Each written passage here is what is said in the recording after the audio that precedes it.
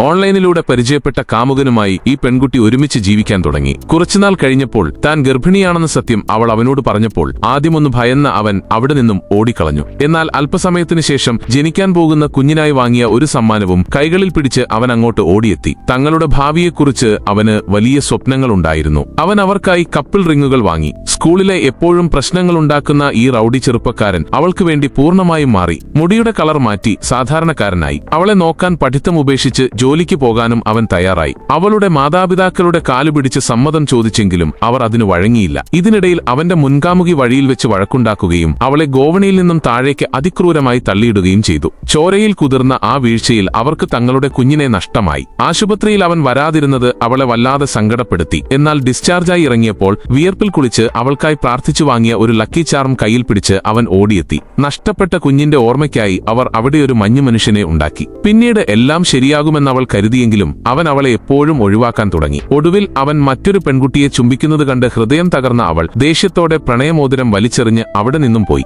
പിറ്റേന്ന് അവനും തന്റെ മോതിരം വലിച്ചെറിഞ്ഞു. അവൻ എന്തിനാണ് അങ്ങനെ ചെയ്തതെന്ന് അവൾക്കപ്പോൾ മനസ്സിലായില്ല. എപ്പോഴും സന്തോഷത്തോടെ നടന്നിരുന്ന തന്റെ കാമുകന് ഈ ലോകത്ത് ജീവിക്കാൻ ഇനി കുറച്ചു ദിവസങ്ങൾ മാത്രമേ ബാക്കിയുള്ളൂ എന്ന വലിയ സത്യം അവൾ അപ്പോഴും അറിഞ്ഞിരുന്നില്ല. മരണത്തിന്റെ വേദനയിൽ നിന്നും അവളെ അകറ്റാനാണ് അവൻ അങ്ങനെ ചെയ്തത്.